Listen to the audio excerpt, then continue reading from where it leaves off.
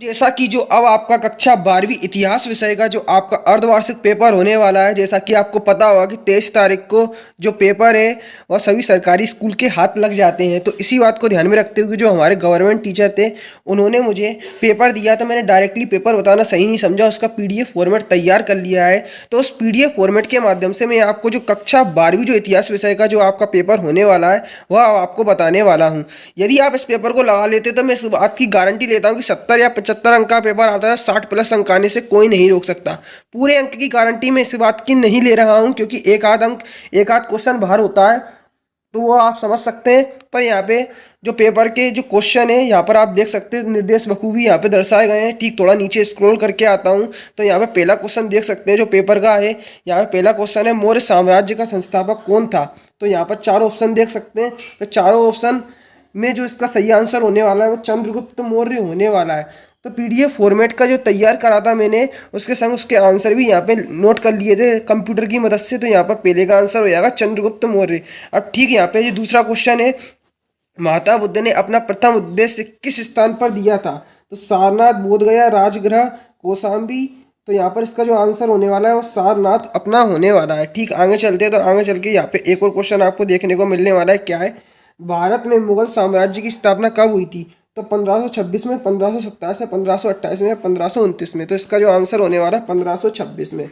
1526 में आ वाला इसका आंसर सही होने वाला है। अब यहाँ पे जो चौथा क्वेश्चन है अपना, चौथा क्वेश्चन, यहाँ पे चौथा क्वेश्चन देख सकते हैं, संविधान सभा के स्थायी अध्यक्ष कौन थे। तो इसका आंसर बताने से पहले कहना चाहता हूँ, चैनल पर नए हो तो चैनल को सब्सक्राइब कर ले और बेल आइकन को प्रेस कर ले, जिससे आर्ट्स सब्जेक्ट के और भी पेपर है उसकी जानकारी सीधा आपके मोबाइल तक पहुँच सके।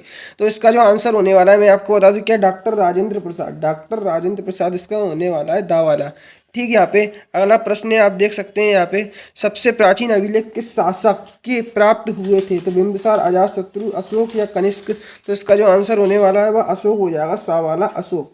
अब ठीक है, यहाँ पे अगला प्रश्न का उत्तर देख सकते हैं। अगला प्रश्न यहाँ पे मैं बता रहा हूँ, जैन धर्म के अनुसार, जैन धर्म के अनुसार आत्मा का अस्तित्व, आत्मा का अस्तित्व नहीं है। जैन धर्म आत्मा विषय पर मौन है। ये तीनों तथ्य गलत है। तो इसका जो आंसर होने वाला है आत्मा का अस्तित्व, आ वाला इसका उत्तर अपना हो जाएगा। ठीक, थोड़ा आगे चलते हैं, तो आगे चल के आपको पेपर में अब क्या देखने को मिलने वाले, रिक्त स्थान की पूर्ति। तो पहला क्वेश्चन है, इंडिका नामक पुस्तक की रचना किसने की थी। तो यहाँ पे जो इसका उत्तर होगा मैं आपको बता दूं किसने की थी, मेगास्थनीज ने की थी, मेरे को पता है जैसा कि। तो मेगास्थनीज ने करी थी, किसने, मेगास्थनीज ने। ठीक है, यहाँ पे दूसरा क्वेश्चन है, अकबरनामा के तीसरे भाग को खालिस्तान के नाम से जाना जाता है। तो किस नाम से जाना जाता है, तो मैं आपको बताता हूँ इसका आंसर, आइन आइन ए अकबरी, आइन ए अकबरी के नाम से जाना जाता है। ठीक, तीसरा क्वेश्चन देख सकते हैं, प्राचीन काल में काशी जनपद की राजधानी थी। तो क्या थी, मैं आपको बता दूं, काशी जनपद की जो राजधानी थी वो वाराणसी थी। क्या थी, वाराणसी। ठीक, थोड़ा जस्ट अपन चौथे क्वेश्चन को पढ़ते हैं। तो क्वेश्चन में लिखा है कि अभिलेखों के अध्ययन को कहा जाता है। तो अभिलेखों के अध्ययन को एपिग्राफी कहा जाता है। वैसे मेरे अंदाज से इंग्लिश में बोलते हैं, हिंदी में बोलते हैं पुरालेख शास्त्र, पुरालेख शास्त्र बोलते हैं। अब ठीक, यहाँ पे पांचवें नंबर का क्वेश्चन है, महावीर स्वामी जैन धर्म के तीर्थकर थे। तो इसका आंसर क्या हो जाएगा पांचवें वाले का, तो मैं आपको बता दूं 24वें तीर्थकर थे, 24वें तीर्थकर थे। ठीक है, यहाँ पे छठे नंबर का क्वेश्चन देख सकते हैं, महात्मा गांधी द्वारा प्रथम सत्याग्रह वर्ष में चंपारण में किया था। तो कब किया था, मैं आपको बता दूं छठवें वाले का जो आंसर हो जाएगा 1917 में किया था, 1917 में किया था। अब यहाँ पे आगे चलते हैं, तो आगे चल के एक क्वेश्चन देखने को मिलेगा, विभाजन के समय में, विभाजन के समय भारत के वायसराय थे। तो कौन थे, मैं आपको बता दूं, तो विभाजन के समय भारत के वायसराय कौन थे, तो लॉर्ड माउंटबेटन, माउंटबेटन थे। ठीक, अपन आगे चलते हैं, तो आगे चल के आपको सही जोड़ियां देखने को मिलेंगी। तो इसका सही क्रम मैंने उसके सामने पहले से ही क्रम व्यवस्थित कर लिया है, जो अपना MS वर्ड होता है। सो मैंने पूरी PDF फॉर्मेट तैयार कर लिया था। तो मैंने यहाँ पे जो उसका जस्ट आंसर है उसके बगल में उसका आंसर लिख दिया। तो गीता का ज्ञान का उत्तर हो जाएगा श्री कृष्ण। अबुल फजल का आंसर हो जाएगा मुगल कालीन दरबारी इतिहासकार। ठीक, असहयोग आंदोलन कब प्रारंभ हुआ था, तो 1920 में हुआ था। साइमन कमीशन का आगमन कब हुआ था, 1928 में हुआ था। ठीक, गांधी इरविन समझौता, तो गांधी इरविन समझौता की जो मैचिंग होगी 1931 में मिलेगी। और सिद्धार्थ कौन थे, महावीर स्वामी के पिता थे। तो ये आमने सामने पहले से इसके आंसर आप देख सकते हैं। तो आपको क्रम क्रम नहीं, बस केवल आमने सामने के आंसर याद रख ले, क्योंकि वो ऊपर नीचे करके दे देंगे, तो आप इनके आंसर याद कर लें। अब ठीक, आगे चलते हैं। तो एक शब्द और एक वाक्य वाले प्रश्न के आपको उत्तर देखने को देना होंगे। तो यहाँ पे पहला क्वेश्चन है, जैन धर्म में कितने तीर्थकर हुए? तो इसका जो आंसर होगा मैं आपको बताऊँ कितने होंगे, 24 तीर्थकर हुए, 24। ठीक, आगे चलते हैं। तो यहाँ पे अगला प्रश्न है, मुद्राओं के अध्ययन को क्या कहा गया जाता है? मुद्राओं के अध्ययन को क्या कहा जाता है? तो मैं आपको बता दूं, मुद्रा शास्त्र कहा जाता है, मुद्रा शास्त्र कहा जाता है। अब यहाँ पे अगला प्रश्न है, कौटिल्य द्वारा रचित सुप्रसिद्ध ग्रंथ का नाम बताना है।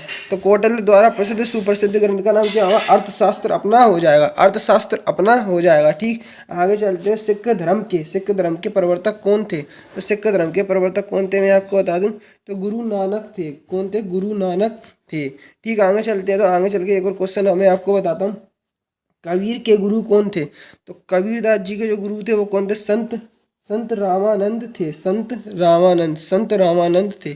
ठीक, अपन आगे चलते। तो अगला क्वेश्चन है, गांधी जी अपना राजनीतिक गुरु किसे मानते थे? तो गांधी जी अपना राजनीतिक गुरु किसे मानते थे? गोपाल कृष्ण गोखले को मानते थे, गोपाल कृष्ण गोखले को मानते थे। अब अगला प्रश्न आप देख सकते हैं जो अपना है, चंद्रगुप्त मौर्य के प्रधानमंत्री का नाम क्या था? तो चंद्रगुप्त मौर्य के प्रधानमंत्री का नाम यहाँ पर आप देख सकते हैं क्या लिखा है? चाणक्य था, चाणक्य था। ठीक है, अब अपन आगे चलते हैं। तो आगे चल के यहाँ पे सत्य बताना होंगे। तो पहला प्रश्न है अपना क्या है, ईस्ट इंडिया कंपनी ने भारत में अपना पहला कारखाना सूरत में स्थापित किया था। तो ये क्या हो जाएगा अपना, तो मैं आपको बता दूं ये अपना असत्य हो जाएगा। क्या हो जाएगा? असत्य अपना हो जाएगा। अब यहाँ पे अगला प्रश्न, सबसे प्राचीन अभिलेख मौर्य सम्राट में चंद्रगुप्त मौर्य के प्राप्त हुए तो नहीं अशोक के अभिलेख के प्राप्त हुए थे। तो ये अपना कथन रोंग हो जाएगा। अब ठीक, थोड़ा अपन आगे चलते थे। यहाँ पे पहला अब अगला प्रश्न देख सकते हैं, महात्मा गांधी के राजनीतिक गुरु का नाम मदन मोहन मालवीय था। तो ये अपना असत्य हो जाएगा। कौन था? गोपाल कृष्ण गोखले था। ठीक है, यहाँ पे प्रथम गोलमेज सम्मेलन 1930 ईस्वी में पेरिस में आयोजित किया गया था। तो ये भी कथन अपना असत्य है। ठीक, यहाँ पर आप देख सकते हैं प्रारंभिक भक्ति आंदोलन का उदय कर्नाटक में हुआ था। तो ये कथन अपना असत्य है। ठीक, यहाँ पर आप देख सकते हैं स्वतंत्र भारत के पहले गृह मंत्री सरदार वल्लभ भाई थे। तो ये अपना कथन बिल्कुल सत्य हो जाएगा। अब ठीक, थोड़ा अपन आगे चलते हैं। तो आगे चल के यहाँ पे 6 नंबर का क्वेश्चन देख सकते हैं, 2 अंक में आपको देखने को मिलेगा, मेगास्थनीज कौन था, चाणक्य कौन था। ठीक, 7वें नंबर का प्रश्न है, 2 अंक का पेपर में आने वाला, जैन धर्म के त्रिरत्न कौन कौन से हैं? महावीर स्वामी के अनुयायियों को जैन धर्म क्यों कहा जाता है? ठीक, 8वें नंबर का प्रश्न देख सकते हैं, संविधान सभा की पहली बैठक कब और किसकी अध्यक्षता में हुई? भारतीय संविधान के अनुसार धर्मनिरपेक्षता का क्या है अर्थ है? ठीक, यहाँ पे 9वें नंबर का प्रश्न देख सकते हैं, वयस्क मताधिकार पर आधारित लोकतंत्र को स्पष्ट कीजिए। भारतीय ने साइमन का विरोध क्यों किया? एक प्रमुख कारण आपको बताना है। यहाँ पे 10वें नंबर का प्रश्न देख सकते हैं, जैन धर्म के कोई 2 सिद्धांत समझाइए, जजिया क्या था, संक्षेप में लिखिए। ठीक है, यहाँ पे महात्मा बुद्ध की कोई 2 शिक्षाओं के बारे में लिखना है आपको। ठीक, इसी के नीचे एक और प्रश्न दिया है, जैन धर्म प्रवर्तक से आप क्या समझते हैं, संक्षेप में लिखिए। ठीक है, यहाँ पे थोड़ा अपन आगे चलते हैं। तो यहाँ पे एक और प्रश्न आपको देखने को मिलेगा, बौद्ध धर्म तथा जैन धर्म की 2 समानताएं लिखिए। बौद्ध धर्म तथा जैन धर्म में कोई 2 अंतर लिखिए। ठीक, अपन आगे चलते हैं। तो अगला प्रश्न है, मौर्य साम्राज्य के कोई 5 प्रमुख राजनीतिक केंद्रों के नाम लिखिए। अशोक के अभिलेख किन किन लिपियों में लिखे गए आपको बताना है। ठीक, वही विहार क्या होता है, गोत्र शब्द से क्या अभिप्राय है? ठीक, अशोक के धम्म की प्रमुख विशेषताएं लिखना, सिक्के एक प्रमुख ऐतिहासिक स्रोत विवरण देना है। हम्पी की खोज के संबंध में एक टिप्पणी लिखना है। हजार राम मंदिर के विषय में आप क्या जानते हैं अब बताना है आपको। ठीक है, यहाँ पे 17वें नंबर का क्वेश्चन देख सकते हैं, 1857 के विद्रोह के सैनिक कारणों की विवेचना कीजिए। इसके अथवा में दिया, अंग्रेजों के विद्रोह को कुचलने के लिए क्या कदम उठाए गए? 18वें नंबर का प्रश्न देख सकते हैं, महात्मा बुद्ध के जीवन से जुड़े 4 प्रमुख स्थलों का वर्णन कीजिए। कोई 3 महत्वपूर्ण बौद्ध स्तूपों के नाम लिखना है। ठीक, ये 19वें नंबर का प्रश्न देख सकते हैं, भक्ति आंदोलन की उत्पत्ति के कारणों की विवेचना करना, सूफी मत के विकास पर एक टिप्पणी आपको लिखना है। ठीक, 20वें नंबर का प्रश्न आप देख सकते हैं, राष्ट्रीय आंदोलन के अध्ययन के लिए अखबार महत्वपूर्ण स्रोत क्यों है? ठीक, नमक कानून स्वतंत्रता संघर्ष का महत्वपूर्ण मुद्दा क्यों बन गया? अब आगे चलते हैं। तो अगला प्रश्न आपको देखने को मिलेगा, अलवर नयानर परंपरा में स्त्री भक्तों पर टिप्पणी लिखना है। भक्ति आंदोलन का सामाजिक जीवन पर क्या प्रभाव पड़ा आपको संक्षेप में बताना है। ठीक, 22वें नंबर का प्रश्न देख सकते हैं, भारत के मानचित्र में निम्नलिखित को दर्शाना है आपको। तो असमक मत्स्य सूरसेन काशी, ठीक इसके अथवा में दिया है आपको भारत के मानचित्र पर राष्ट्रीय आंदोलन से संबंधित नामांकित स्थल अंकित कीजिए। मुंबई, लखनऊ, चोरी चोरा और चंपारण। तो ये देख सकते हैं, ये अपना कुछ पेपर था। तो इसकी पीडीएफ फाइल अगर डाउनलोड करना चाहते हैं, डिस्क्रिप्शन में दी गई वेबसाइट की लिंक पर जैसे ही आप क्लिक करेंगे तो उस वेबसाइट के थोड़ा जैसे ही आप नीचे जाएंगे तो वहाँ पर आपको उसकी लिंक मिल जाएगी पीडीएफ। उस पर लिखा रहेगा class 12 history half yearly paper PDF, real paper PDF. तो वहाँ पर क्लिक करके आप डाउनलोड कर सकते हैं। आपको वेबसाइट में दी गई जानकारी को बिल्कुल ध्यानपूर्वक पढ़ना होगा, तभी आप पीडीएफ फाइल डाउनलोड कर पाएंगे।